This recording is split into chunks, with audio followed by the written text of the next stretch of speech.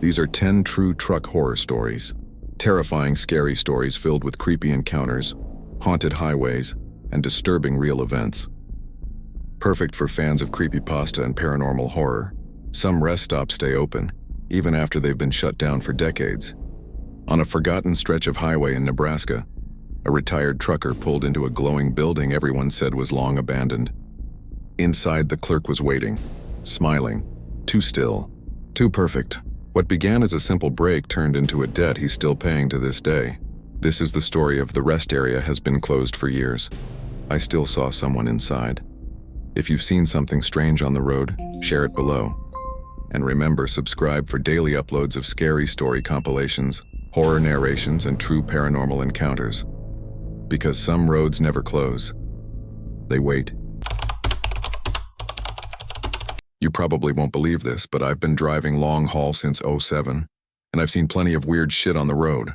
Cattle mutilations, highway ghosts, even a guy walking down I-10 in a tuxedo and nothing else. But what happened outside Gallup, New Mexico? That one broke something in me. I still drive, but not at night. Never again. This started on a Monday. I was hauling HVAC units west to Flagstaff, trying to make time. Nothing fancy, just open road, desert stars, and the soft rattle of tools in my side compartment. Around 11:40 p.m., I passed mile marker 252 on I-40. Middle of nowhere. Black sky, brushland, not even a rest stop for 30 miles. That's when I saw him. A man standing just past the shoulder. Skinny. Pale. Waving slow like he'd been doing it for hours. No car, no hazards, not even a flashlight. Just a white t-shirt, jeans, and boots too big for his frame. I know what you're thinking. Don't pick up strangers. But out there, it's different. There's a code. I've helped plenty of folks, flat tires, heat stroke, lost hikers. You do what you can. So I pulled over. The guy didn't say much.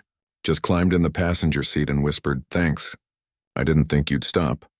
His voice was dry, cracked, like he'd been breathing dust. I asked where he was headed. He looked forward, then muttered, "Just a bit further." I should have pressed, should have asked more, but I've ridden with all kinds, migrants, convicts, preachers. Some just want the ride quiet. I gave him that, but the silence started to feel wrong. Not awkward, just heavy, like the air between us was thick. I turned up the CB, static, switched channels, more static. I glanced over. The guy was staring out the window, hands folded neatly in his lap like he was in church. I remember this part so clearly. I said, "You from around here?" He smiled barely and said, "I used to be." The words were fine, but the way he said it made my scalp prickle. Something felt rehearsed, like he was reciting from memory. We passed another mile marker, 256, 4 miles since I picked him up. I hadn't seen a single car going either direction. My headlights swallowed the road like usual, but the world behind us seemed darker than it should have been. Then he asked, "Do you know about the boy who died out here?" My skin crawled. I glanced at him, expecting a smirk. A joke, something, but he was still staring straight ahead. "No," I said. "I don't." He nodded, slow. "That's okay." Not many do. I started feeling cold. Like a draft had crept in through the vents even though I had the heat on. My breath fogged the windshield a little and the windows started to feel too reflective, like I was seeing more than I should in them. At mile marker 258, he finally turned to me. His voice had dropped an octave. "You ever pick someone up that shouldn't be here?" I didn't answer. Just gripped the wheel harder and kept driving. The road was flat, no exits, no lights, just the infinite dark and his presence beside me. Then he said it, my name. Alex. I hadn't told him my name. It's not written anywhere in the cab.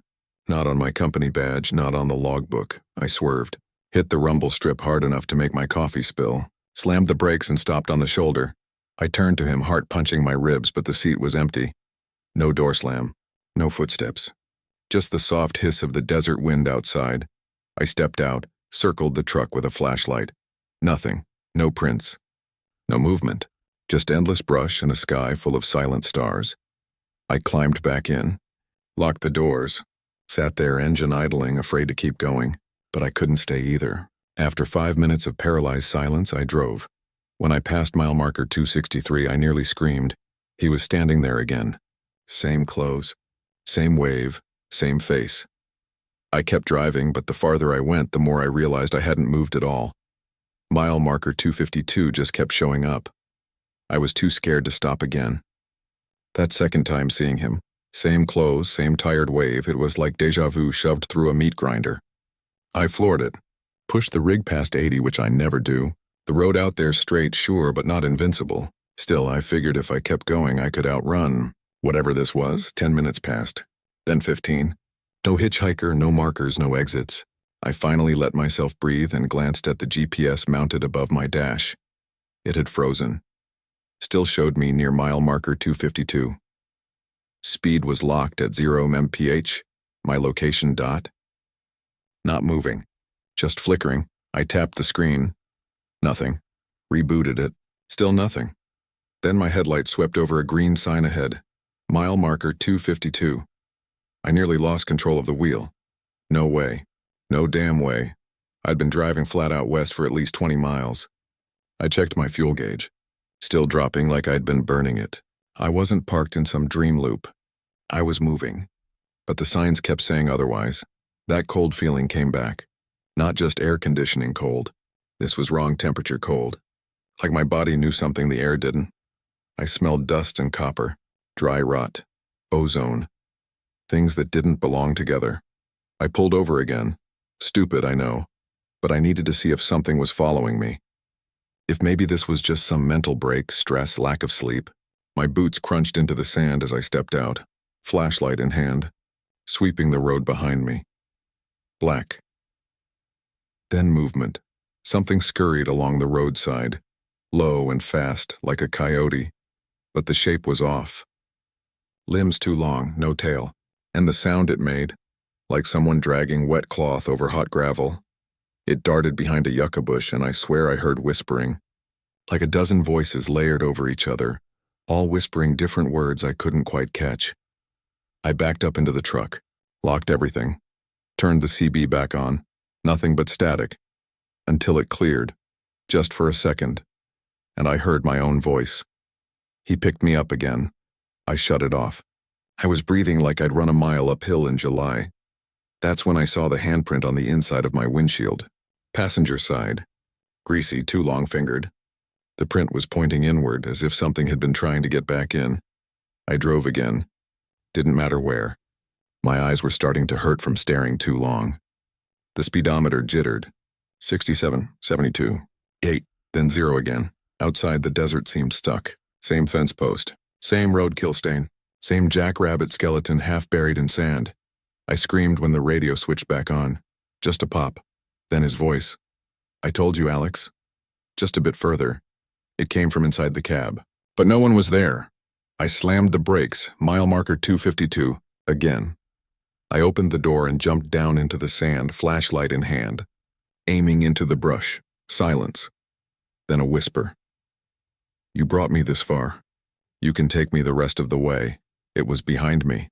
I spun around, light shaking in my grip, and saw the hitchhiker again, standing in the middle of the road, head tilted too far to one side. His mouth hung open like it was broken at the jaw. No breath, no blinking, just waiting. I backed up toward the truck, but when I turned, the cab door was already open. When I climbed back in, the passenger seat was soaked with blood, and my own voice came from the back of the sleeper cab, begging me not to leave it behind. The smell hit first. Metallic, thick, like pennies soaked in diesel. It rolled out of the sleeper cab before I even turned to look. My flashlight trembled in my hand as I leaned toward the back curtain. The seat beside me glistened dark, blood soaking into the vinyl like it was alive. But it wasn't splattered, it was pooled. As if someone had been sitting there a long time, bleeding slow. My stomach twisted, then came the sound. A wet dragging. Like boots sliding on the metal floor. Low and steady. Coming from the sleeper, I gripped the wheel and whispered to myself, "You're tired. You're hallucinating." But my voice was answered by another voice. "You already brought me this far." It came from the sleeper, from the dark. My throat tightened. I snapped the curtain open. It wasn't empty. A shape crouched there, knees up to its chest, head hanging low. Skin pale and slick like candle wax melting. It was wearing my jacket, my own company jacket from the hook by my bunk, and it was crying. Not normal crying. Dry sobs, breathless like the body had forgotten how to breathe but remembered how to grieve. Its fingers clutched my logbook. The pages were full of my handwriting, except the last entry, which read, "Picked him up at 11:40, still driving 252, still driving 252, still driving 252. Over and over I stammered, "What? What do you want from me?" It lifted its head. It was me. My own face, only thinner, paler, like a corpse left out in the sun. Jaw loose, eyes milky, lips trembling, it whispered, "We were supposed to die out here." Then it lunged forward, not to attack but to merge. Its hands pressed to my chest, and suddenly I wasn't in the cab anymore. I was standing on the shoulder at mile marker 252, waving at a truck barreling past. My body felt thin, cold, like paper soaked through. My voice came out cracked, a whisper. "Thanks. I didn't think you'd stop." And then for a moment I was back behind the wheel, watching myself stand on the side of the road. Two of me, both real, both wrong. I slammed the gas. The truck roared. The mirror showed the hitchhiker version of me climbing into the cab behind me, my own voice in my ear. Just a bit further. The world outside flickered, dark, light, dark, like the highway itself was blinking. The mile markers rolled by, but the numbers didn't change. I realized then I wasn't hauling HVAC units anymore. The trailer behind me was full of nothing, just endless hollow black. My fuel gauge spun down to empty. I jerked the wheel, aiming for the desert. Anything to break the loop. Tires hit sand, the rig tipped, screaming metal and sparks. The cab rolled once, twice, glass shattered, my seatbelt bit deep into my shoulder. Silence. I crawled out of the wreck, coughing blood. The night was still, the stars like pinholes in black paper. No truck, no wreckage. Just me standing at the shoulder, mile marker 252 glowing green in the dark. A pair of headlights approached. A truck slowed. A driver leaned out. It was me. He looked tired, older, scared. I heard my own voice say, "Need a lift?" And I smiled because the words weren't mine anymore. They were his. Somewhere out on I-40, mile marker 252 still waits. If you see a man waving there at night, don't stop. It's already too late. He might be you. You ever heard of the Eisenhower Tunnel? Most people haven't. But if you've driven through Colorado on I-70, you've probably passed right through it without thinking twice. 2 lanes over 1.5 miles long drilled through the Rockies. Feels like any other tunnel until it doesn't. I work for CDOT. I'm a tunnel escort driver. My job is to lead oversized loads, usually semis hauling wind turbine blades or heavy military hardware, through the tunnel in a controlled convoy. Hazard lights on, pacing slow, no funny business. I've done it over 200 times in the last 4 years. Only once did I come out the other side alone. This happened in early December. Snow was already hammering Loveland Pass, so most rigs were rerouted through the tunnel. I got the call around 1:20 a.m. to escort a refrigerated semi hauling some kind of biohazard shipment westbound routine. The driver was a guy named Cormac. Friendly enough, shook my hand with those thick knuckles you only get from decades on the road. His eyes looked tired, though. Not sleepy, just weathered. Like something had been chewing on him from the inside. He double-checked his trailer seals 3 times before we moved out. I asked him what he was hauling. He said, "Doesn't matter, as long as it stays locked." That should have been the first red flag. We started the slow crawl into the tunnel around 1:42 a.m. Headlights bouncing off tile, radio chatter light. Just the 2 of us, no other traffic. The first 500 feet were smooth, normal. Then I saw it. Cormac's headlights behind me flickered, not like a short. Like something passed in front of them. I called him on the radio. "You seeing this?" Static, I tried again. "Cormac, copy, nothing." I slowed to 15 mph. His lights were still visible, but dimmer now. Flickering again. It looked like shadows were dancing across the front of his cab. But there's nowhere in the tunnel for something to move like that. No crosswalks, no pedestrian access. It's sealed, monitored, sterile. I pulled over into one of the emergency niches, waited for him to pass. He never did. I stared into the tunnel, engine idling, high beams cutting through the artificial light. His rig was just gone. No screech, no horn, no impact. Gone. I backed up the entire way, tires grinding against the tunnel's sidewalls. Took 10 minutes to return to the eastern mouth. Still no sign of him. I called dispatch. They checked both entrances on the cameras. Cormac's truck never came out. I told them it went in. I was right there. I saw him enter. They rewound the footage. Only my escort vehicle was ever recorded. They said I'd imagined the whole thing. Maybe I'd pulled in alone. Maybe I'd been tired. They drug tested me, clean. I demanded to go back inside, and they finally let me walk it. I brought my own flashlight. Halfway through, just past the center ventilation shaft, I found a smear along the right side wall, like something was dragged. Deep grooves in the soot darker than oil. Long scratch marks in the concrete, 4 of them. Clawed. Each one spaced like fingers, only longer. Way longer. And the tunnel felt wrong. Sound didn't echo right. My own breathing came back slower than it should. I even whispered, just to test it, the echo whispered back. The last thing I heard in that tunnel was a voice that wasn't mine say over the radio. Escort acquired. Send the next one. I tried to shake it off. Maybe I imagined the echo. Maybe I was stressed, sleep-deprived. But those claw marks? Those weren't stress. And they sure as hell weren't highway maintenance. They transferred me to daytime shifts the next week. Probably thought I was cracking. Let the weird night guy walk around muttering about a missing truck. I didn't argue. I wanted sunlight. But part of me couldn't let it go. So I started digging. I talked to the other escort drivers, vets, rookies, guys who'd seen everything from brake failures to suicides. Most just laughed when I brought up Cormac, said I'd finally hit the haunted tunnel wall. But one guy, Jules, mid-60s, practically lived in the tunnel since the 80s. Got real quiet when I mentioned the biohazard load. He said, "You saw him too, huh?" That stopped me cold. Jules claimed he'd escorted a similar truck 5 years earlier. Same situation. Biohazard trailer, lone driver, night route, no exit record. Back then they blamed a clerical error. Said the load must have diverted. But Jules saw it go in. Just like I did. You ever hear about the decommissioned side tunnel? He asked. I hadn't. Apparently back in the 70s they bored an auxiliary shaft, experimental, a bypass route for emergency crews. But mid-construction several workers vanished. Officially collapse. Unofficially? Sealed and erased. The entrance is still there, behind a false maintenance panel near the center of the main westbound shaft. And get this, Jules said some nights, you'll see a trailer veer slightly left right where that false wall is, like it's being pulled. That night I returned. I know, stupid, but I couldn't let it rest. I took my own pickup, drove up to the mouth at 2 a.m., turned off all lights, and rolled in. The place breathed different at night. Cold air pushed out from the middle like lungs exhaling. The sodium lights buzzed low, off rhythm. My headlights kept flickering. Every few seconds, my high beams would dim like something passed in front of them, even though nothing was there. I reached the center of the tunnel and parked near the emergency vent shaft. There was a seam in the wall I hadn't noticed before. Subtle, about the size of a garage door. Just wide enough to fit a rig trailer through. No markings, no warning paint. I got out. Walked up to it and it hummed.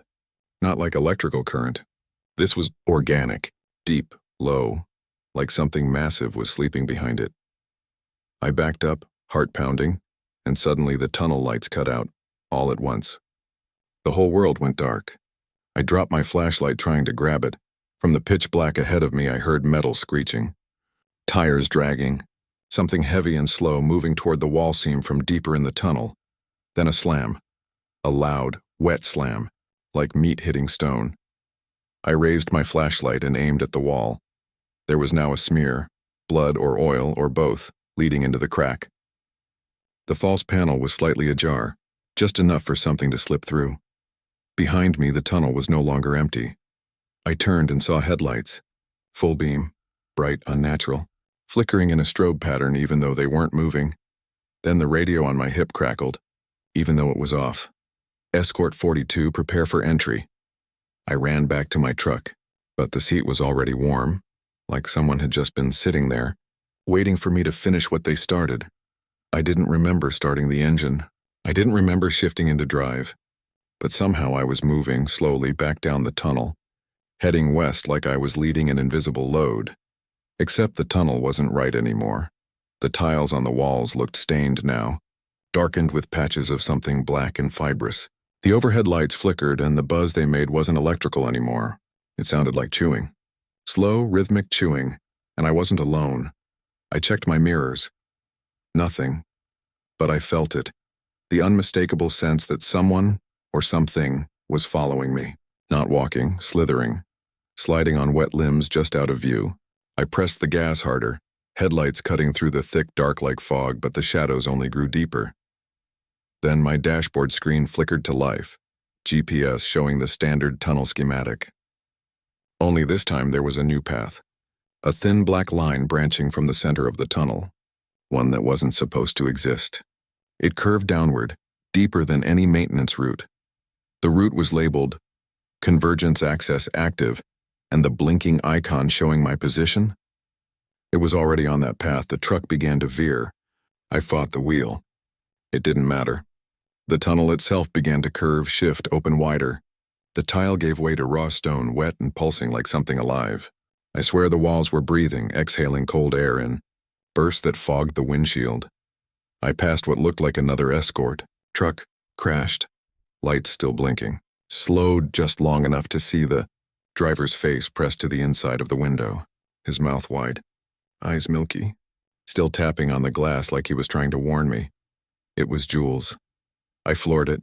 The deeper I went, the less the tunnel resembled anything man-made. The ceiling was jagged now, lined with what looked like long, wet ribs. The road dipped downward at an impossible angle, but I wasn't sliding, I was being pulled. Then I saw the others, trucks, dozens of them, wedged into the tunnel walls like insect husks. Some were stripped bare, others intact, windows shattered inward. All of them still had drivers, slumped, headless, hollowed. I screamed, turned the wheel. The tires shrieked but wouldn't obey. I hit the brake. The truck kept going. No resistance, like I wasn't driving anymore. Then the radio, off the entire time, crackled again. A voice. Convergence reached. Freight accepted. The air went dead still. Then, slam. The truck stopped. Silence. I was in a chamber. Massive. Natural. Or maybe not. It looked like the inside of a throat. Stone and flesh and something in between. The headlights caught movement, slow, twitching. A massive shape hunched in the far corner, pulsing, feeding. It turned. I didn't see a face. Just holes, dozens, breathing, watching. One opened like a mouth and spoke, not with words, but with memory. I saw myself walking into the tunnel. I saw every truck that had vanished. I saw something building itself with steel, blood, and us.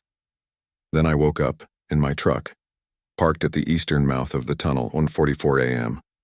I was alone. Engine off, tank full. Logbook untouched. I checked the GPS, no record of the run. I radioed dispatch. They said no one had been scheduled that night. No record of Cormac. No call from the biohazard depot. I filed a report. They laughed, but Jules? Never seen again. And sometimes when I drive nights along I-70, I glance at the tunnel mouth and see lights deep inside. Rig lights, headlights, escort strobes, but they never come out the other side. Every few months a new driver vanishes in that tunnel.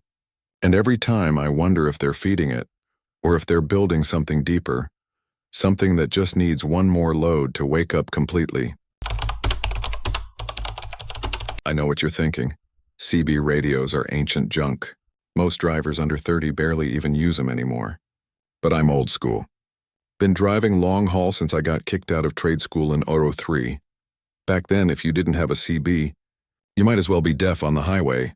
Mine's always tuned to channel 19 standard.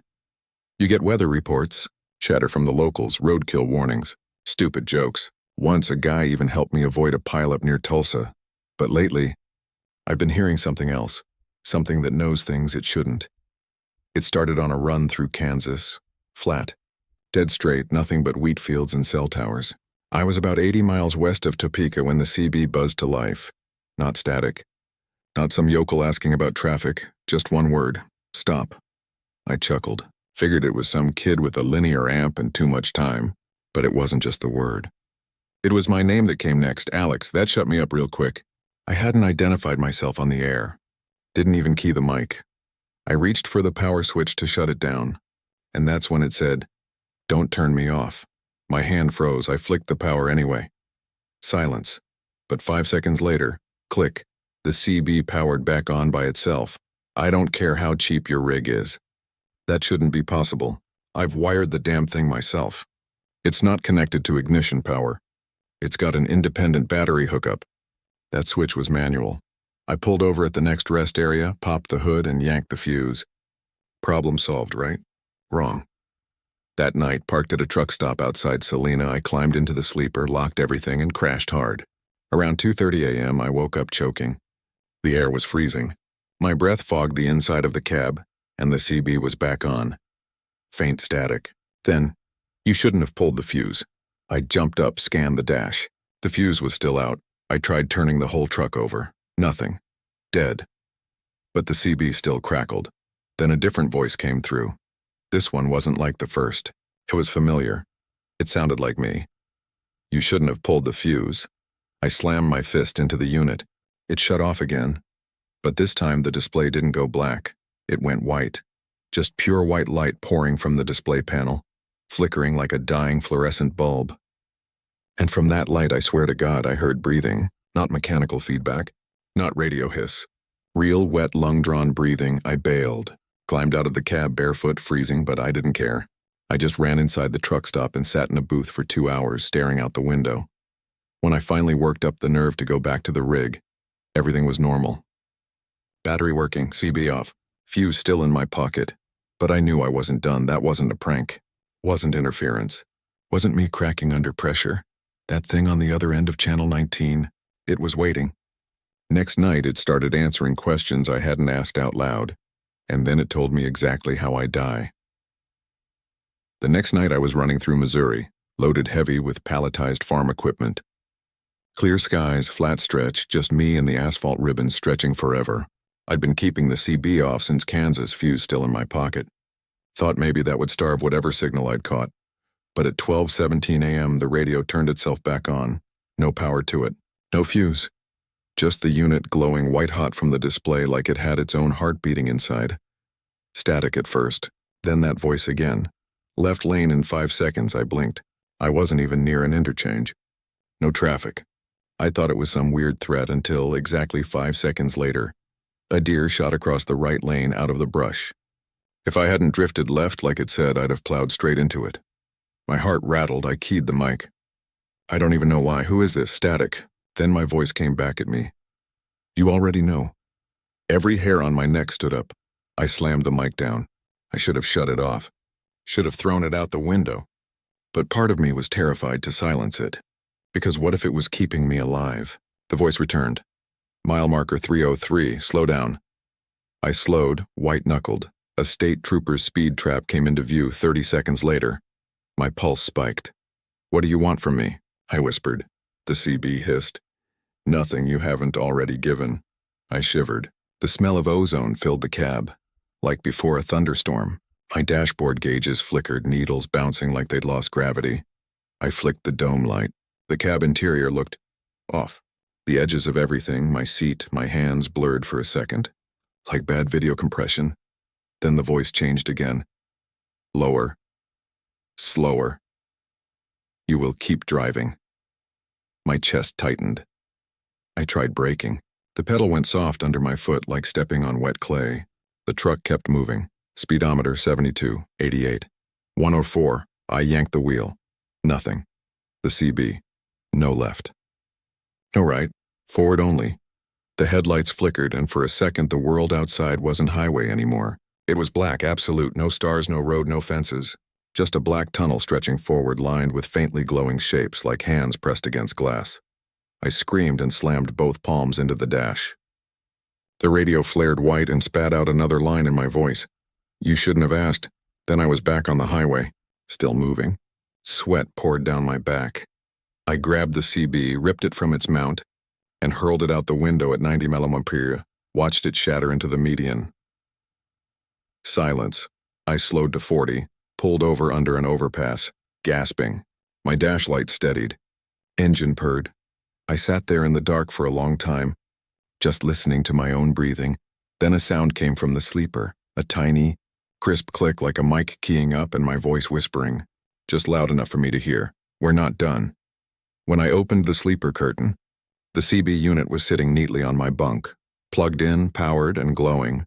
Even though I'd smashed it to pieces an hour before, I should have left the truck on the side of the road and walked, hitchhiked, quit, anything. But that CB, the way it came back like that? I knew it didn't care where I went. It had found me and it wasn't done. I stared at it, glowing, silent, just waiting. The same unit I'd hurled at 90 mph was now back in one piece, sitting on my bunk like it belonged there. I reached for it slowly, like it might bite. My fingers brushed the plastic housing, warm, almost pulsing. Before I could lift it, the speaker hissed. Final route confirmed. Initiating arrival. My dash lights blinked. The truck shuddered once, then started moving. I wasn't touching the pedals. I yanked the parking brake. It held for a second, then snapped down like a hand slapped it. The highway rolled under me again. Only this time it wasn't my route. The GPS flickered on even though I'd disabled it 2 days ago. The screen showed a new road, unmarked, curving east into nowhere. Destination, unknown, ETA, inevitable. I grabbed my phone. No bars, just a blank signal icon and the word listen. The CB came alive again. This time it didn't speak in my voice. It sounded like hundreds of voices, all layered, whispering the same word over and over. Return, return, return. I looked up. I wasn't on I-44 anymore. The pavement beneath me was cracked, ruined, lined with dead trees and rusted signs written in a language I'd never seen. The moon above me had holes. Something enormous moved in the sky, just a silhouette. But it blotted out stars when it shifted, and in the sleeper mirror, I saw my reflection, smiling. But I wasn't. I watched myself reach for the CB mic, and then the voice said something I still hear when I close my eyes. There's always room for one more frequency. I tried to steer again. The wheel turned, but the road didn't. Like the truck and the world were no longer connected. Then I saw the others. Rigs, hundreds, mangled, rusted, drifting through this nightmare stretch like boats across black water. Some missing wheels, some half-melted, all with drivers slumped behind the glass, faces rotted, or missing. One of them had my license plate, another had my old rig, the one I totaled in '09, and all of their CBs were glowing white. A voice whispered in the cab, not from the radio this time, but from under the floorboards. You were always going to end up here. You just kept driving past the exits. The white glow from the CB filled the cab, swallowing everything. The last thing I saw was my own hand, still reaching for the mic even as I tried to pull it back. Then dark. They found my rig 2 weeks later. Abandoned near an old exit ramp in Oklahoma. Engine dead. Battery fried. The CB was melted into the dashboard. No sign of me. But every night at 2:17 a.m., truckers on Channel 19 report hearing a voice whispering their own name, followed by just one word. Stop. And if you answer it, if you say anything back, you might just hear me respond, because I never stopped driving. And now I'm part of the frequency. I don't usually ask questions when the check clears. That's kind of the unspoken motto for guys like me, independent haulers. I pick up loads that bigger carriers won't touch. Short notice stuff. Unusual freight. Long distances, few questions. One pickup, one drop-off, simple. But this job was different from the jump. The request came through a private contractor, no company name. Said they needed a refrigerated trailer with secure interior straps, no questions asked. Pickup was in a rural town outside Amarillo. Drop-off near Galveston. Tight schedule. No overnight stops. The cargo? A sealed wooden coffin. I asked if it was a joke. The voice on the other end didn't laugh. Just said, "You'll be paid double your rate, cash." I hesitated, then agreed. A man's gotta eat. The pickup location was a little funeral home down a dirt road. No signage, just a rusted bell hanging from a hook on the porch. Inside, an older man greeted me. Never gave his name. Didn't smile once. He pointed to the coffin already loaded onto a dolly near the back. Mahogany. Polished. Iron fittings. No engraving. No handles. And it was cold. Ice cold. Like it had just come out of a deep freeze. I asked if there were any special instructions. He handed me a paper slip. One sentence printed dead center. Do not stop. Do not open the trailer for any reason. We loaded it, strapped it tight in the center of the trailer. I signed a waiver. Yeah, a waiver, and hit the road. First few hours were fine. Empty back roads, occasional radio chatter, windows cracked to fight the heater. The coffin sat quiet in the trailer behind me, temperature holding steady at 38 degrees. But about 50 miles past Abilene, things started to change. I heard something shift in the trailer. A bump, maybe the straps loosened. I pulled over to check, then remembered the paper. Do not open the trailer. I stood there by the rear doors, hand on the latch, listening. Silence. Then, thump. One loud knock. From the inside, I stepped back fast, pulse spiking. The knock came again. 3 sharp raps this time, like someone was knocking to be let out. I climbed back in the cab and locked everything. Told myself I imagined it. Maybe the trailer flexed from a pothole. Maybe I was tired. 10 minutes later, my cab started to smell. It wasn't rot. It was earth. Like damp soil. Fresh dug grave dirt. I checked the vents, nothing. Turned off the heater. The smell got worse. Then the CB radio buzzed. I hadn't used it all day. Hadn't touched it. Driver 49, you're hauling him now, aren't you? I froze. Do not stop. He hates to wait. I grabbed the mic. Who the hell is this? No reply. The smell intensified. I gagged, rolled down the windows. Wind tore in, but the air inside the cab stayed heavy, like breathing through wet cloth. Then my headlights lit up a figure on the shoulder. A man. Standing stiff, wearing a black suit and wide-brimmed hat. I blew past him doing 70, didn't look back. 3 minutes later, he was ahead of me again. Same posture. Same face, just waiting. I tried the brakes at the next intersection, but the truck didn't stop. The engine was running, but something else had taken control. The truck wasn't responding. Brakes stiff, wheel sluggish, like something had hijacked the controls. I tapped the pedal, nothing. Tried engine brake, still nothing. It wasn't a complete loss of power. The dashboard was fine, gauges steady. The rig was just ignoring me, like it had decided we weren't stopping. I white-knuckled it down the next 2-lane stretch, staring ahead for anything I might need to swerve around. But the road stayed eerily empty. Just black asphalt, dead grass, and the kind of fog you never see in Texas. Low, thick, unnatural. And then my phone buzzed. No signal, just a notification. Don't open the trailer, no app source, no sender. I dropped the phone on the floor. That's when the knocking started again. Louder, not just knocks, scraping, like fingernails across the inside of the trailer walls. Long, slow, deliberate. I radioed out. Anyone got eyes on Highway 36 near Glen Rose?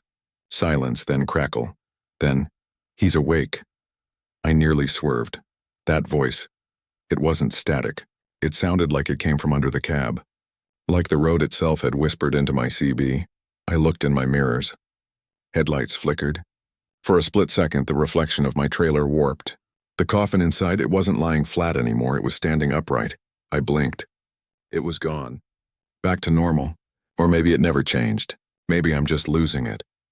I cranked the heater, trying to dry out the smell still choking the cab. It was worse now. Less like dirt, more like wet wood and old bones. The kind of smell you find in a rotted barn full of forgotten things. Another notification hit my phone. This one was just a number. 5:44 a.m. I checked the dash clock. It was 3:52, a drop-off time? A deadline? I didn't know. I just knew I couldn't stop, but then red and blue flashed in my mirror. A sheriff's cruiser. Lights on, horn chirping, relief hit me. Maybe they could take over, escort me. Just help me figure out what the hell I was carrying. I slowed, but the moment I took my foot off the accelerator, the trailer door slammed. I felt it. Heard it. A massive thud that shook the whole truck. The smell surged. Something moved in the back. Heavy, wet, unnatural. The CB blared again, but it wasn't a voice this time. It was weeping, low animal sobs echoing inside the cab. The cruiser behind me veered into the oncoming lane and sped up, passing me. The deputy inside turned his head and looked right at me. He was pale, his eyes were black. He mouthed something. Too late. Then he vanished. No exit ramp, no lights, just gone. The knocking from the trailer turned to pounding, then shrieking metal like the inside of the trailer was being torn apart. I didn't stop, couldn't. Didn't matter if the wheels caught fire. I was getting this thing to Galveston. I looked at the rear view again. And now the coffin lid was open. I didn't want to look back. Again, didn't want to see what else might be crawling out of that coffin. But the pounding from the trailer had stopped, and somehow, that was worse. No noise, no movement, just this suffocating silence, like the air itself was holding its breath. The GPS blinked back on around 5:03 a.m. It had been dead for hours, but now it showed a destination. Final delivery, 41 miles, no address. No business name, just a blinking red dot on the edge of the Gulf. I floored it. Somewhere near Hempstead, I passed another driver, a flatbed hauling concrete. He flashed his high beams at me, probably warning about something up ahead. But when I glanced at his cab, his passenger seat was occupied by a figure wearing a black suit and wide-brimmed hat, just like the one I'd seen twice before. My trailer shifted violently. Not from the road, from inside. Then the cab lights blinked. A single phrase flickered across the dash screen. "You're almost there." Just finish it, I wanted to scream, to rip the wheel hard and end it in a ditch. But something in my hands wouldn't let go. My muscles locked. I was just the delivery boy now. At 5:39 a.m., I pulled off the last stretch of road, a narrow access lane leading toward the water. No lights, no signs.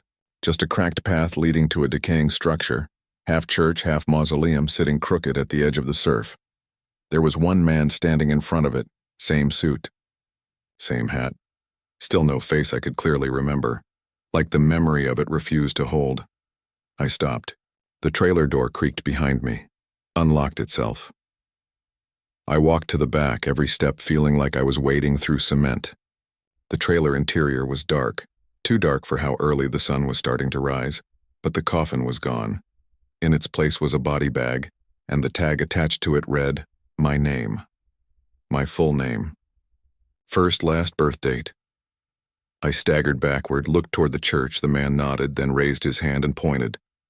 At the body bag, at me. The air turned solid. The ocean behind me went quiet, and I heard it again. My voice from the trailer.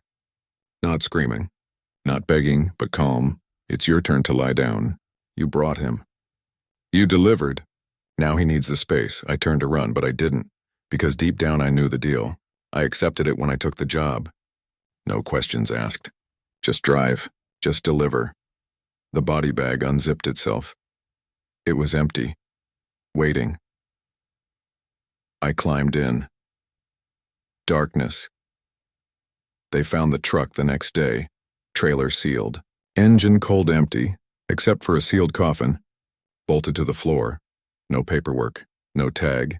And whoever was supposed to receive it never came forward. But it's still there, at the impound lot in Harris County. Covered in salt.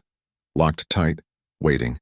Some truckers say if you stop too long near the Galveston coast, your trailer door unlocks by itself. And if it does, someone might climb in. Just make sure your name's not already on the freight. This happened in Arkansas, off Highway 65 south of Harrison. Routine way station run. I'd just come out of the Ozarks hauling produce, weighed heavy but legal. I run logistics for a mid-sized fleet out of Ohio. Nothing sketchy, nothing black market. Reefer trailers, clean routes, DOT inspections, strict as hell.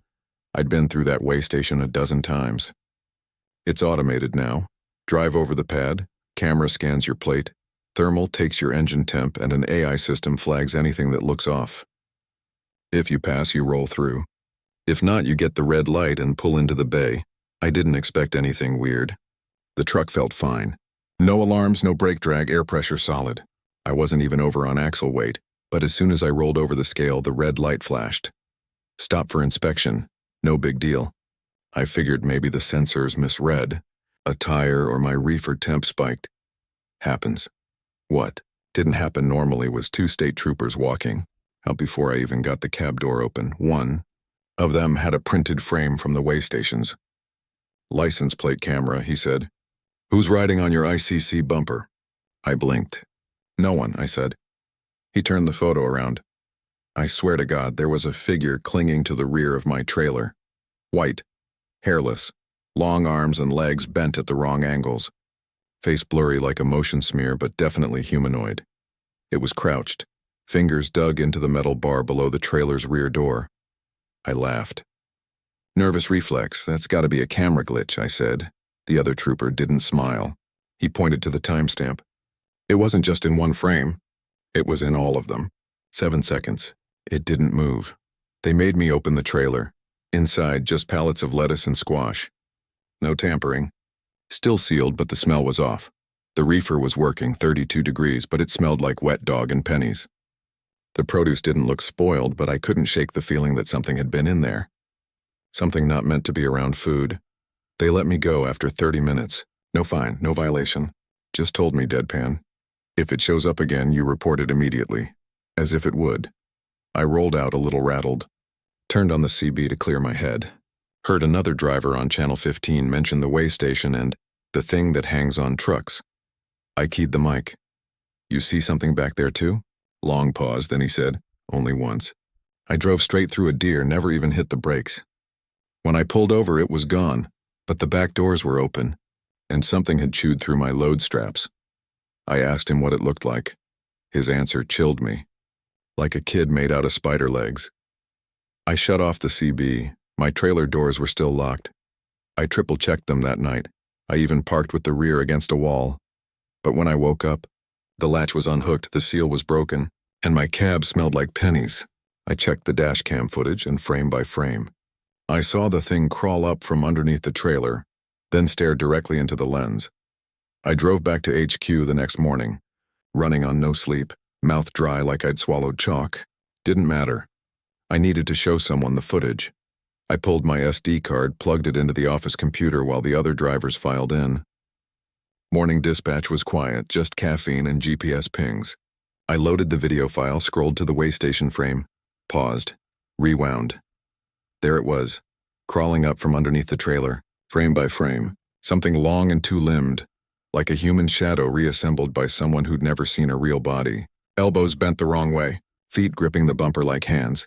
Then at 007 it turned and looked right into the dash cam. No face, just folds, like wet paper or melted rubber where the features should have been. But I swear, it knew. It saw me. Then it vanished. Next frame, nothing. I didn't show it to anyone. I ejected the card, wiped the file, and went back out on a local haul. 200-mile round trip. Just needed to feel like things were normal again. But they weren't. Around mile marker 148 on Route 9, I felt it. Weight shift.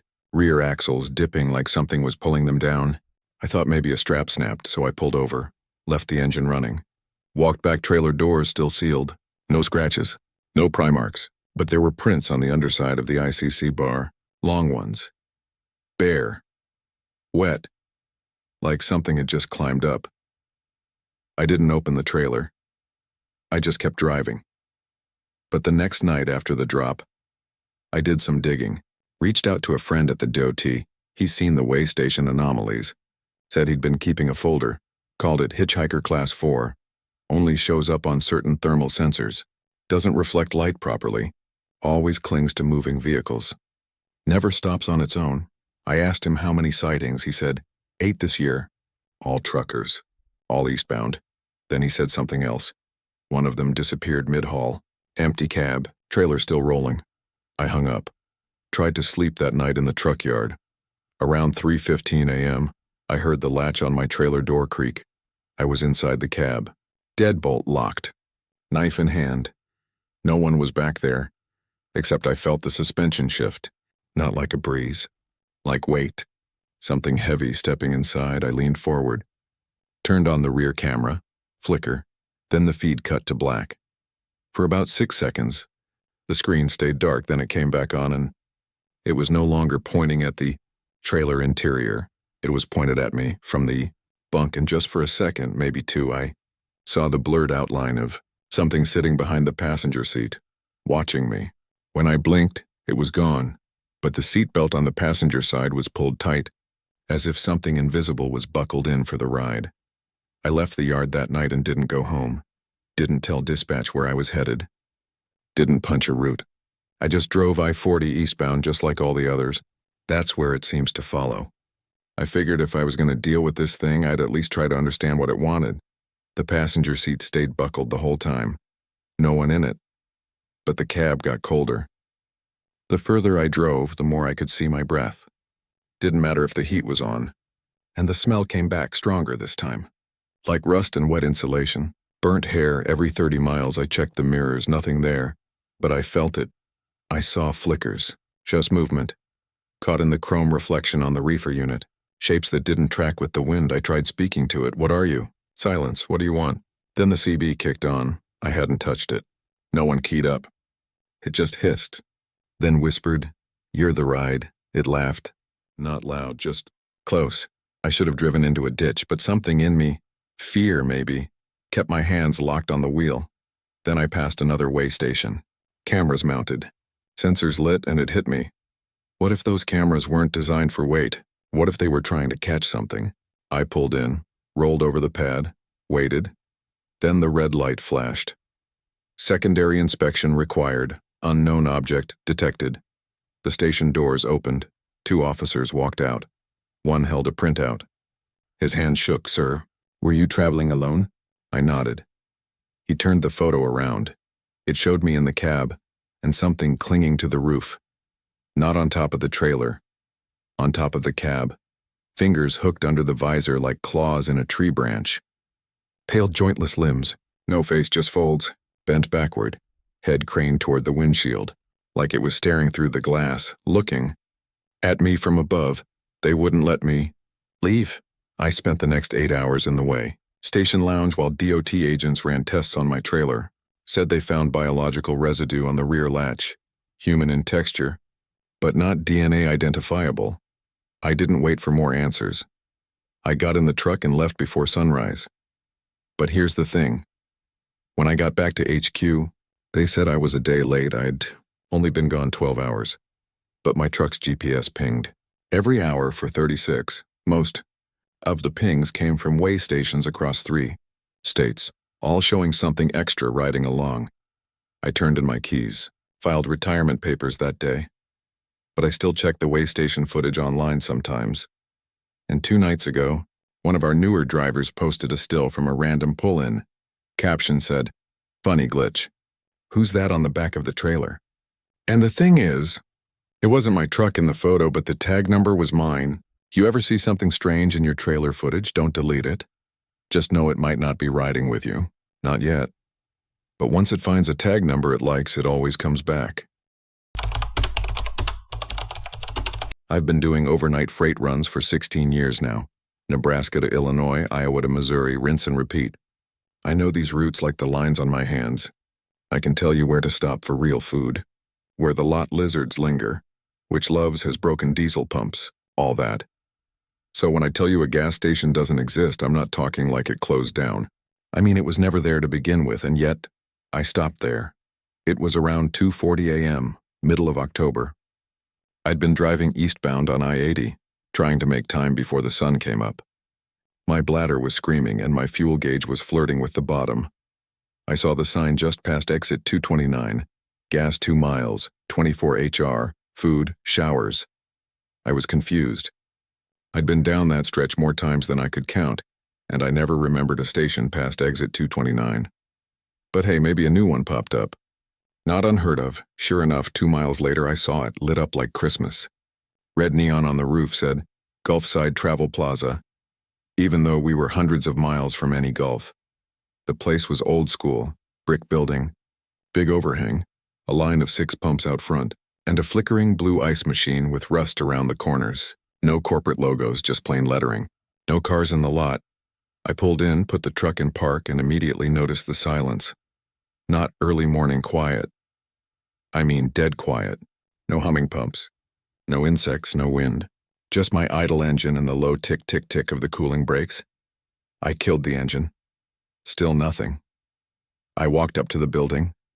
Door opened with a little bell that sounded more like a wind chime underwater. Smell hit me instantly, musty like damp paper and old rubber. The inside was a time capsule. Rotating chip racks, a soda machine from the 90s, and a dusty shelf full of VHS tapes labeled with black marker. Behind the counter sat a woman. Pale. Too pale. Wearing a red Gulfside apron. No name tag. She didn't say hi. Just stared. I asked if the restroom was open. She nodded.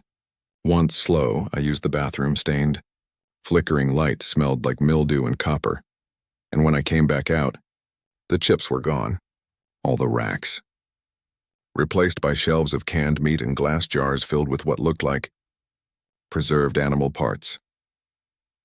I looked at the woman behind the counter. She was still staring.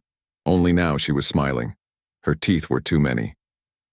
Not sharp, just wrong, too flat, too wide. I mumbled something about using the pump, turned to leave. That's when I saw my truck through the window. Except it wasn't mine. Same model, same year, even the same dent near the left headlight. But the logo was gone, and someone was sitting in the cab. I ran outside. The lot was empty. No truck, just the silence again. Heavier now. I turned around and the gas station was gone too. Just empty dirt lot, tire ruts in the mud, a single flickering streetlight swaying with no wind. I was alone. 3 hours later, I pulled into a Real Love's down the road, and the clerk asked me why my receipt said Gulfside if that place hadn't existed for over 40 years. I told myself it was sleep deprivation, that I'd nodded off at the wheel, that maybe I hallucinated the whole damn thing. Wouldn't be the first time a trucker saw something weird at 3 a.m. But that receipt, it was real, crinkled, oily, printed in faded ink. Gulfside Travel Plaza, 2:47 a.m. Pump 6, 87.66. No phone number. No address. Just a line of text at the bottom. Return traveler, void stamp required. I showed it to the Love's clerk. She looked like she wanted to joke but didn't. Said, "You really don't remember Gulfside? That place went up in flames before I was born." I asked what she meant. She pulled out her phone, searched something, then stopped. Huh. That's weird. She turned the phone to me. No results. No obituaries. No old photos. Not even urban legends. It's like the station never existed. Not even to burn down. That night I tried to shake it off. Crashed in the sleeper, shades down, doors locked. Around 2 a.m., I woke up choking. Cab was full of that same smell, old rubber, wet paper, faint copper, and the receipt was on my chest. I know for a fact I had stuffed it into my glove box, wrapped in another paper towel. Now it was resting on my sternum, neatly folded. I reached for the cab light, clicked it on. Someone was standing outside the driver's side window, just standing there, not knocking, not moving, just watching. He wore oil-stained coveralls. No shoes, head shaved. His face was blurry, not from fog, not from glass, just wrong, like someone had half finished it. No eyes, just indentations where features should be. He lifted a hand, held up a fuel nozzle, but not from my rig, the kind you'd find on a 1960s pump. Metal, chipped, still dripping, then he smiled, flat teeth, wide mouth, same as the woman behind the counter. The light cut out. When it flicked back on, he was gone. And the receipt was gone too. I took off before I even brushed my teeth. I didn't stop until Des Moines, got my rig looked over. Nothing weird. Fluid's fine. Tires good. No signs of tampering. But when the mechanic opened the fuel tank, he pulled out a crumpled Gulfside receipt. Only this one was dated 1983. Same pump number. Same total. And where mine said, void stamp required, this one had a black void stamp burned clean through the paper.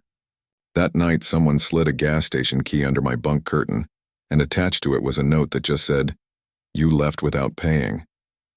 I should have left the note alone. Burned it. Tossed it. Pretended none of this ever happened. But I didn't. I unfolded that scrap of yellow paper, the one that came with the key slid under my bunk. The handwriting was stiff, mechanical, like someone who'd learned letters from memory, not meaning. "You left without paying. Return before dawn. Pump 6. Use key. No signature. Just one strange black fingerprint in the corner. Long. Thin. Like it wasn't made by a human finger. I told myself I wasn't going back. Swore it. Then around 2:30 a.m., my GPS rerouted. Said I'd missed my turn even though I hadn't. Suddenly, I was heading north again toward exit 231. I tried to override it. Nothing. Touchscreen froze. CB spat static. Then, a voice, "Still time to pay." I hit the brakes, but the truck wouldn't slow. The lot came into view. Gulfside exactly like before. Only now it was lit differently. The neon buzzed sickly yellow instead of red. The lot wasn't empty either. There were other trucks, old ones, rusted, caked in dust and moss. They sat parked in a perfect circle around the lot. None of them were running. I pulled in. I wasn't steering anymore. The truck parked itself at pump 6. The nozzle was already waiting, dangling, swaying side to side like it had been waiting for me. I climbed down. Every part of me screamed to leave. The ground was wet, but it hadn't rained. The concrete squelched under my boots, soaked in something that shimmered under the lights. The door to the station was open this time. Inside, empty. No clerk. No shelves. No sound, just a slot on the counter. Like a mail drop, above it. Insert payment. I pulled the receipt from my coat. Didn't know why I'd kept it, but there it was, my original unstamped copy, clean, smooth. I slid it into the slot. The whole room exhaled. The lights dimmed. A faint voice behind me whispered. Stamped and sealed. I turned. No one there. But when I looked out the front window, every cab in the lot now had someone inside. Each one with a pale face staring out. Flat teeth, no motion. Just silent observation. I ran, didn't even check the fuel line. I jumped back into the cab and threw it in reverse, but the truck refused to move. Instead, the engine roared and the lights dimmed, then forward. On its own, back onto the highway, back into the night. When I finally regained control, I was 42 miles away. 9 a.m. I pulled over and checked the receipt slot in my dashboard. A new slip was there. Gulfside Travel Plaza. Void stamp accepted, welcome back. I've tried to find the station since, driven the route a dozen times. Logged coordinates, nothing. But now, once a month, without fail, the GPS reroutes. CB cuts out. The gas tank won't fill past a certain point. And every time I feel that key under my bunk curtain again. Maybe it was never about the gas. Maybe Gulfside isn't a place at all. But once you've fueled there, something always makes sure you come back. They say if you see fog roll in too fast on I-5 north of Redding, don't stop, don't slow down, don't even blink. I wish I'd listened. I was 3 hours into a hazmat run from Sacramento to Medford, hauling sealed drums for a medical contract. Nothing too dangerous, corrosives mostly. Stuff I've moved dozens of times. I follow protocol to the letter. Always have. That's probably why I lived long enough to regret it. It started just past midnight. Light drizzle turned to thick, fast-moving mist. Real thick, the kind that eats your high beams and gives back nothing. But I've driven in worse, so I did what we all do. Dropped to 35, hands locked on the wheel, and hoped nobody came flying up behind me. About 5 minutes into the fog bank, my dash cam lit up with motion. The unit's got night vision. Wide angle. It caught something. At first, I thought it was just a deer darting across the road. But this thing didn't move like a deer. It was tall. Way too tall, long arms, elbows bent the wrong way. It came out of the fog on all fours but then stood up. I hit the brakes out of pure reflex. The figure stopped mid-road, maybe 40 feet ahead. Just stood there staring, or I think it was. The fog distorted everything, but I saw the reflection of its eyes, like wet glass. And they were too far apart. I inched forward slowly, until the figure turned sideways and crawled off the road, back into the mist. Crawled, like its joints didn't know which way they were supposed to go. I kept driving, didn't say a word. But I saved the dash cam footage. I needed proof, because even after it disappeared, things didn't feel right. The fog got thicker, unnaturally thick. No traffic in either direction. CB radio dead, no static, no signal. Just pure suffocating silence. Then the banging started. From the outside of the cab, 2 sharp knocks on the driver's side window. I jerked the wheel, nearly clipped the guardrail. Looked left. Nothing but white. Then, 2 more knocks, on the passenger side. I was doing 30, still rolling. Nothing should have been able to keep pace with me. Not through that soup, but I was being followed. I pushed the pedal. 40, 50, engine groaned. The drums in the trailer clanked like metal bones. I made it another 15 miles before the fog just ended, cut off like a curtain, sky clear. Moon overhead, stars blinking like nothing had happened. I pulled over at a rest stop, cab light on, doors locked, went back to the dash cam to review what I saw. And that's when I noticed, the moment after the thing left the road, maybe 3 seconds later, My cab camera caught the reflection in the windshield. It was sitting on the roof. I zoomed in frame by frame, and in the reflection, its head turned slowly. And it was looking down through the glass, right at me. I should have scrubbed the footage. Tossed the SD card and burned the damn truck to the ground. But I didn't. Instead, I emailed it to myself. Labeled it Fog Incident 184 Final.mp4. Part of me thought if I documented it, I'd have some control over it. Like evidence meant protection. That was a mistake, because the next night something started responding. I was back on the road. Different run. Non-hazmat, just dry freight down to Bakersfield. Fog-free, clear skies, normal drive. Except the CB radio kept kicking on. No voices. Just the same two knocks, knock knock, then silence. I unplugged the unit, still knocked, knock knock, now it was inside the cab. I pulled over again. Cab lights on. Nothing outside. Nothing in the trailer. I checked it twice. Even shined a UV light along the door seams. No footprints. No smudges, but the smell?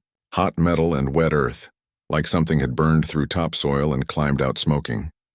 The next day, my dispatcher called. Said the transport from the fog night, the hazmat load, never cleared the receiver. I said, "What do you mean?" "I delivered it," he paused. "Told me to check the manifest signature, I did. It wasn't mine. And it wasn't anyone from the receiver site either. It was just one word scrawled across the field in smeared black ink. Accepted." He asked me what kind of joke I was pulling. I didn't answer. That night, I got an alert on my phone. Motion detected. Cab camera feed live. I tapped into the app. The interior of my truck glowed in night vision green. Empty. Then a shape shifted into view from the edge of the screen, like it had been there the whole time. Crouched low, the figure unfolded slowly. Long limbs, joints bending like it had to remember how. It crawled into the driver's seat, sat still for a while, then reached forward and turned the wheel. Once, slowly, until it faced the cam directly. The eyes lit up in the infrared, solid white orbs. No pupils, then the feed died. I ran out to the lot, truck cab. Empty, but the seat was warm. And the dash camera was gone. Just the mount remained, broken in half, like something had snapped it from the inside. Called dispatch again. They said I wasn't scheduled for any more runs, said I'd already been marked as on leave pending. Investigation. Except I'd never taken leave. Checked my logs, there was a new route listed, no city, no destination, just one word. Fog. Departure time.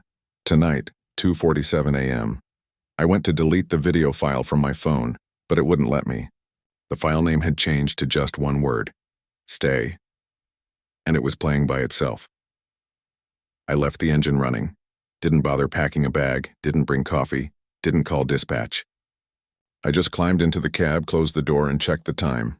7 a.m., exactly when the log said I'd depart. And sure enough, the fog was waiting. Dense, coiled low across the asphalt like smoke from something still burning underground. I turned on the high beams.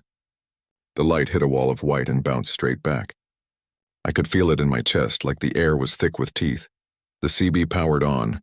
Even though I'd ripped the cable last night, it buzzed. Then a whisper. "Don't stop this time." I drove. 10 miles in, the world behind me disappeared. No moonlight, no stars. Just me and the white shroud rolling over the truck like a tide. Then movement. I saw it again. The thing emerging from the fog just beyond the guardrail. Crawling on all fours, then rising up like a man learning how to walk for the first time. Skin like wet concrete. Long arms dragging behind it. And it smiled. Only this time, it wasn't just one.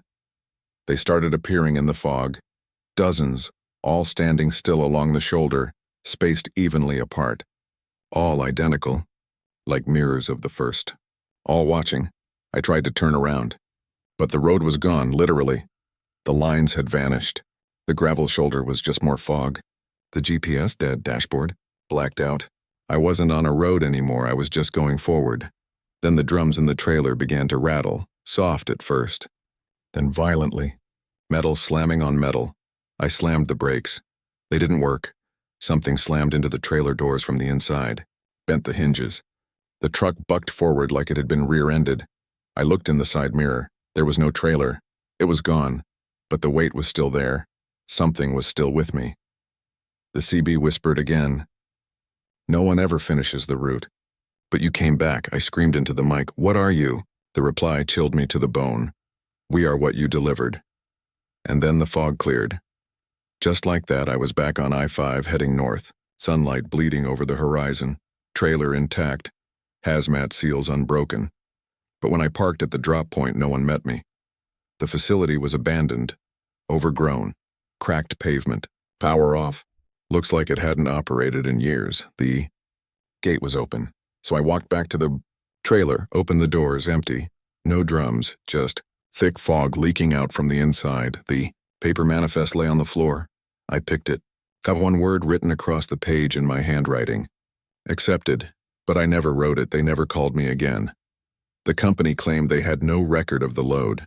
No dispatch from that date. No routing. Nothing. They claimed I hadn't worked there since May. It's September. And now every time I sleep in the cab, the fog rolls in early. The knocks start. The camera flickers on even when it's not plugged in, and in every reflection, rear view mirror, chrome puddle, I see a shape standing just behind me.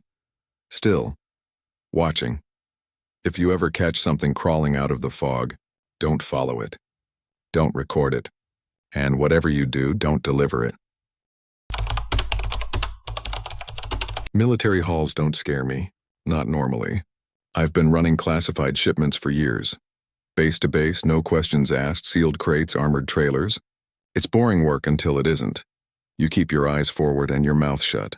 That's the deal, but this load, this was different. It started at Fort Hunter Liggett, California. Orders came direct from someone I couldn't name and didn't meet. Just a uniform with no name tag and mirrored sunglasses. He handed me a clipboard and said, drive straight. No stops, no inspection. Keep the trailer locked at all times, I asked. Manifest? He shook his head. One item. Pallet 776B. That's all you need to know. Pallet 776B was already in the trailer when I got there. No forklift in sight. No loading dock crew.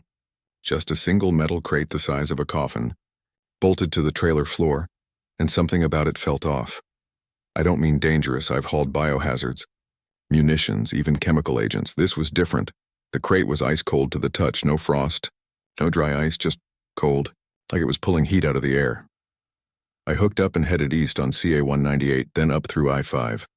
Clear weather, no tail. GPS route was a straight shot to Nevada. About 90 minutes in, the trailer shifted. Not rocked. Shifted. Like something inside moved. I checked the weight. Still balanced. No alerts on the air ride. But it felt wrong. The kind of wrong your spine picks up before your brain does. I pulled into a rest area. Just for a second. Just to check the seals still locked. Still intact. But the trailer walls were sweating. Not condensation. Actual sweat. Thick, milky fluid running in veins along the inside. I stepped back and immediately got on the radio. My clearance should have let me reach Fort Hunter Liggett's dispatch. But I didn't get a ping. Not even static, just silence. I tried the CB next. Same thing. Then from the sleeper, 3 knocks. I hadn't brought anyone with me. No co-driver. No crew. I turned fast. No one there. But the curtain was swaying like someone had just passed through. I opened it. Empty. Except for a set of wet footprints on the sleeper floor, leading from the rear wall to the bunk. Human-shaped, bare. I slammed the curtain shut and got back on the road. Told myself I was tired, hallucinating. Stress. Then I hit a pothole around Barstow, and something inside the trailer screamed. Not metal. Not tires. A human scream, muffled but long. Like a howl buried deep in steel. When I checked the crate again at sunrise, the bolts holding it down were twisted loose and the floor beneath it was warped, like something inside had started breathing. By the time I hit Nevada state lines, I was shaking so bad I could barely shift gears. The trailer had gone quiet. Too quiet. I couldn't even hear the reefer unit anymore, which made no sense because it had been humming like a beast since I left the base. But now, silence, like the whole back half of the truck had dropped into a vacuum.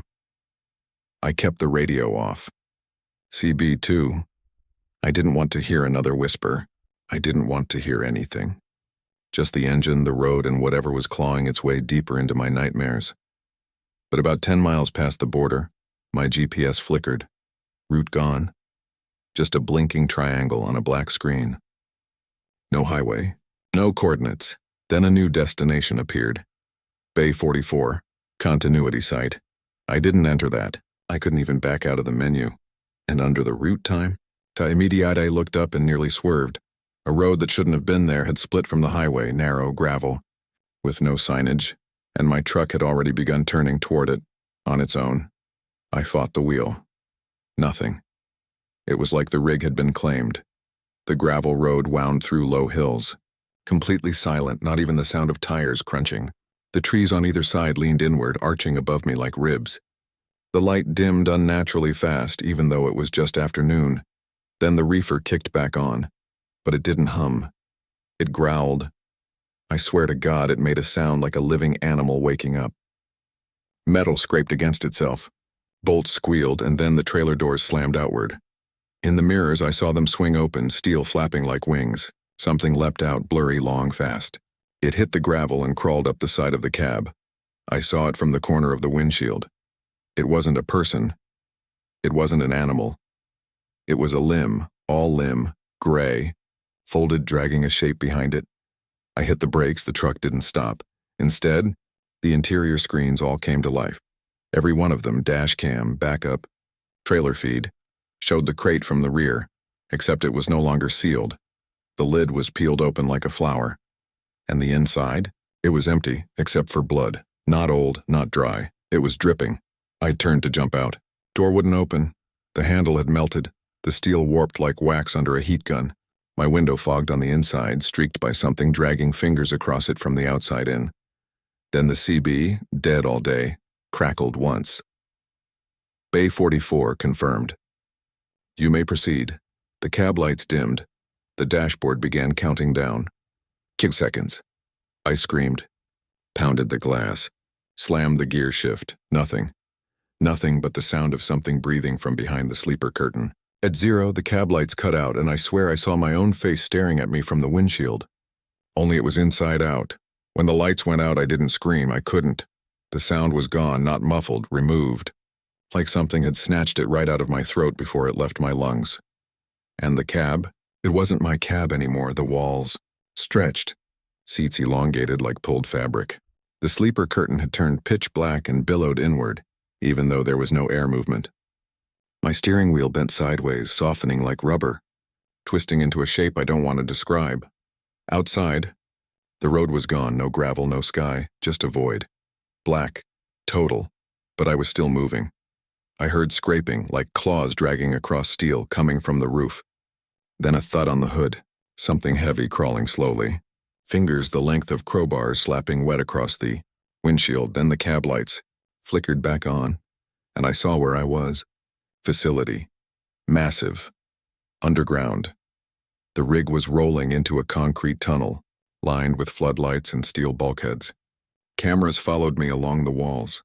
One of them blinked like an eye. Just once. Overhead, a sign flickered on in red. Bay 44. Breach accepted.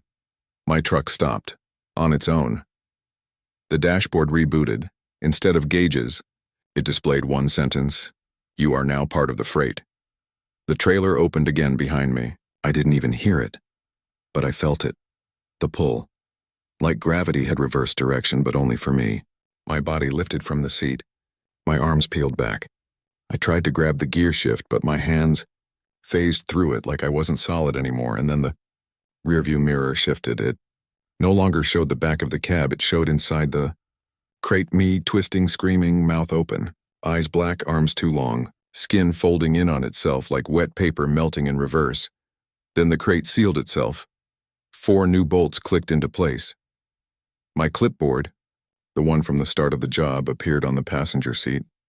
It now read, 776B delivered. Underneath it, written in fresh ink, next load pending. I woke up in a hospital 3 days later. No ID, no wallet. No truck, nothing on file, no military records, no Fort Hunter Liggett manifest for any run on that date. But one nurse said something strange.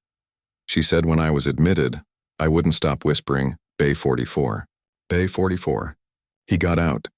If you ever get a sealed load with no manifest, check the floor beneath it. If the bolts look twisted from the inside, don't drive. Because once you move, you're not the driver anymore. You're the delivery. My trainer warned me. He said, if you're ever running freight through northern New Mexico and someone tells you not to stop on Route 56, listen. I laughed when he said it. Thought it was some old-timer scare tactic, like never pick up a hitchhiker or don't honk at cattle haulers. But he wasn't joking. He looked me dead in the eye and said, I don't care if you blow a tire, if your engine catches fire, or if someone flags you down bleeding, do not stop on Route 56. I nodded. I didn't listen. It was my first solo run. Left Amarillo, headed west, hauling a partial load of generators. GPS routed me through back roads to save time. That included, of course, Route 56. I didn't think much of it until I hit the old truck stop just outside Clayton. Dusty, windblown place. Looked half-shuttered. Needed diesel, though, and it was the last pump for 100 miles. Inside, an old man behind the counter stared at me the whole time I fueled up. Didn't blink. Didn't speak until I handed him my card. Then he said, You taking 56? I shrugged. GPS says it's faster. He leaned in close. Don't stop. Even if she's in the road. I laughed nervously. Who? He didn't answer. I left. Shook it off. Just some small-town superstition, I figured. The first 30 miles were uneventful. Flat 2-lane road, desert on both sides. No houses, no fences. Just red dirt and sagebrush. Then I saw her. A woman standing dead center of the road. White dress. Black hair down to her waist, barefoot. I slammed the brakes, horned. Nothing. She didn't move. I slowed to a crawl. 10 miles to 5. Then I remembered the warning. Even if she's in the road. But this wasn't some ghost story. She looked real. Pale, yes. Still yes, but real. Her eyes were open, glassy, staring right at me. I veered to the shoulder. As I passed, she turned her head slowly, following the cab with her gaze. But her feet never moved. My blood ran cold. I pushed it. ST-70 engine growling, tires whining. 10 minutes later, I saw her again. Same woman, same position, dead center of the road. I didn't stop. I couldn't. I veered wide, avoided her by inches. She didn't flinch. 15 miles later, there she was again. But this time, she was facing away. I checked my mirrors, and she was no longer on the road. She was perched on the rear corner of my trailer, her head slowly turning toward the cab. She didn't jump. She didn't climb. She was just there, perched on the rear corner of my trailer like a crow made of bone and cloth. Head twisted toward me, hair blowing in the wind that somehow wasn't touching anything else.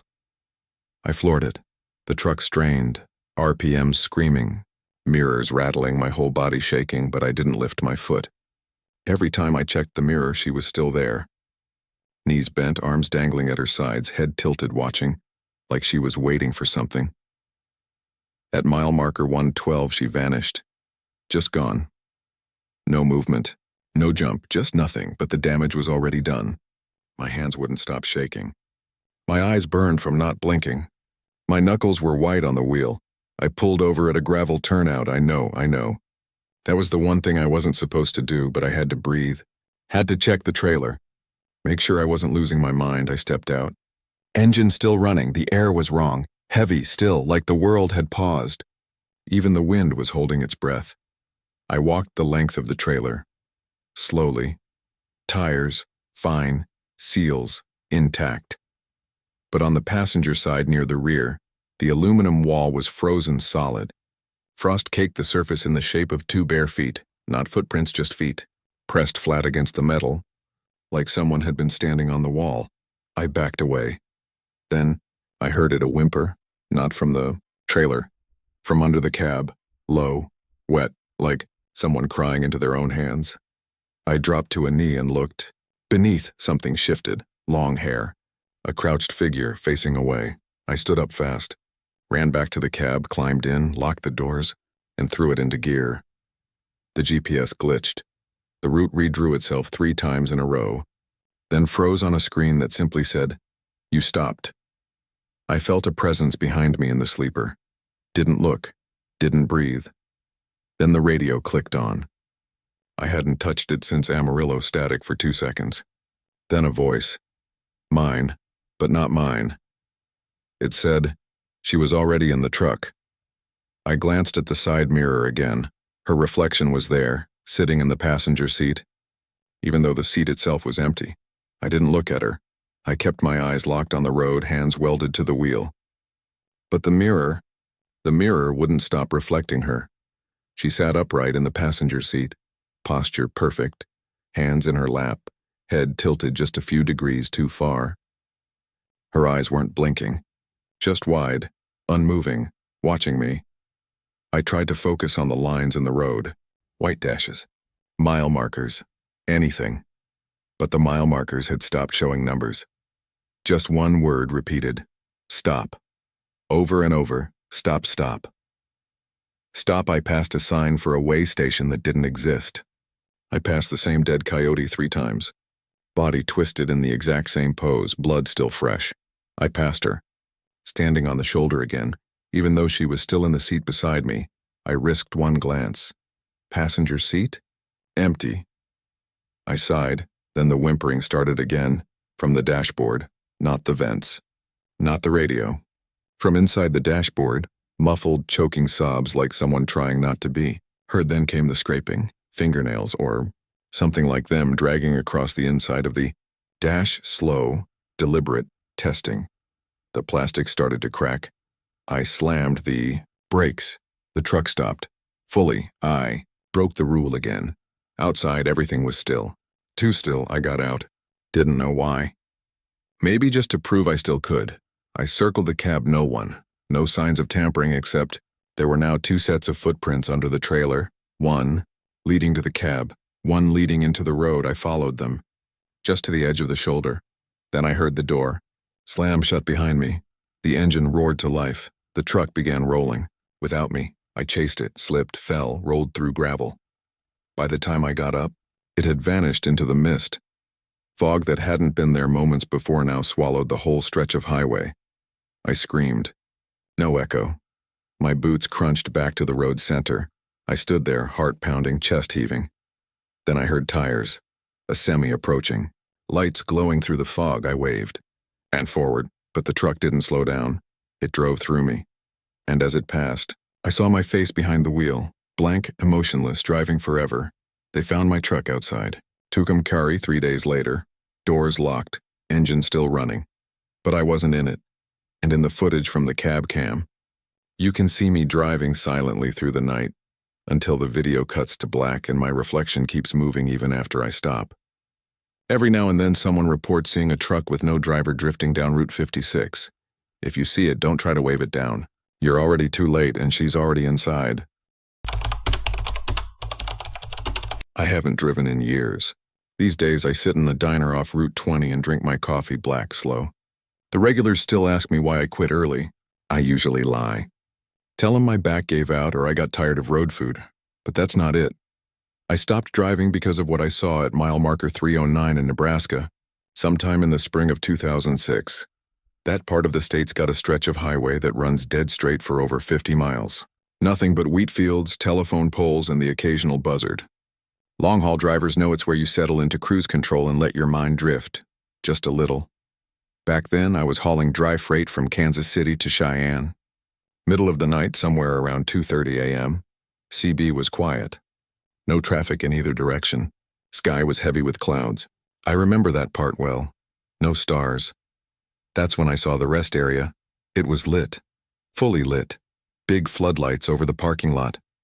Vending machines glowing under the awning.